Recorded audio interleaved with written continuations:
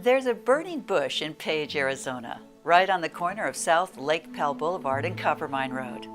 You might not recognize it immediately as a burning bush because it's disguised as an Adventist church. Hi, I'm Connie Vandeman Jeffrey. The site of the All Nations Adventist Church was once not very attractive, an irritation to the city and an embarrassment to the people who worship there. But that was before an intensive campaign to beautify and create an attractive place that would reflect God's love. Led by Pastor James Crosby and his wife Nancy, over the last couple of years, the weeds have disappeared, and new trees, a vegetable and flower garden, and a shade and picnic area have sprung up in their place, making it one of the most improved areas in Page. It's become a place that attracts attention to what God is doing, like a burning bush. One of the many people in town to notice and appreciate the changes was Page City Councilman Levi Tappan, who awarded Pastor James Crosby and the Page All Nations Seventh-day Adventist Church with a certificate of property beautification from the Page City Council. Links to this wonderful story can be found in our program bulletin.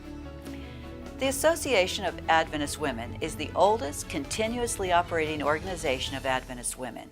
Founded in 1982, it is much appreciated and valued for its advocacy for women in church leadership, recognition of the achievements of Adventist women around the globe, and its annual conferences which engage our communities in thoughtful and important discussions impacting women and all of us.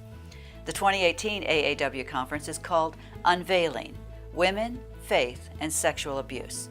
It will be a conversation across several faith traditions about a topic that has affected and continues to affect women of faith. How do we deal with sexual abuse and violence and its impact on children and women? Lourdes Morales Goodmanson is the president of the Association of Adventist Women. She sat down with me recently to talk about why the conference is so relevant today. Lourdes, we're so glad you agreed to talk with us today. Thank you for being here. Thank you for inviting me. Tell me about the Interfaith Conference on Sexual Abuse. The Association of Adventist Women organizes a conference every year on some topic relating to women. Women in the church and women outside of the church. And given the current interest in the topic of sexual abuse, we felt that it was really important for Adventist women to raise their voices and say something about this, but not by themselves. We wanted to have a conversation with women from other faith traditions who could maybe enlighten us as to how to deal with this problem. It's a growing problem inside and outside the church. And we have invited a rabbi from Los Angeles. We have a Muslim lawyer who is a specialist and an activist in issues of women and sexual abuse. We have the privilege of having a Catholic woman who is also works with an organization that specializes in sexual abuse by clergy, by priests. And you just have to pick up the paper to realize this is a problem that is not just Catholic, and it's not just Muslim, and it's not just Jewish, but it includes all of us. It's pervasive. And it doesn't exclude Adventists. Now, switching topics slightly, but not really, from your perspective, just comment on the distinct challenges that Hispanic women face in the church, in the current environment in the church today.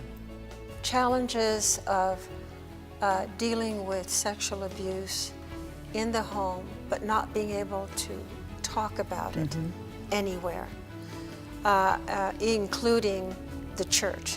And the church, we often think of the church as a refuge, a place that one can go to get help.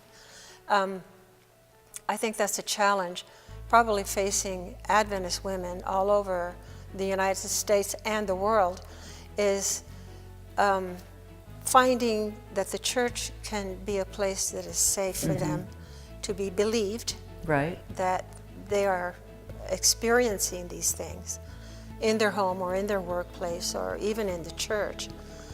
And so I think that's the work of AAW, the Association of Adventist Women, is to educate our women as much as possible.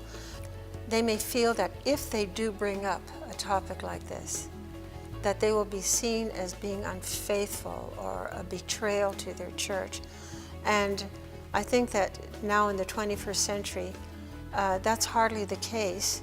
I think that there are even trained people in our churches that can address these issues. So it is a challenge, but I believe that we have resources to deal with it. So, Thank you so much. my pleasure, thank you. Well, that's our program for this week. Next week, road trip. Our All God's People crew got to hang out with 200 of the most energetic, spirit-filled, and truly amazing students at the 2018 Student Leaders Retreat. I can't wait to share that story with you. Until then, for All God's People, I'm Connie Jeffrey.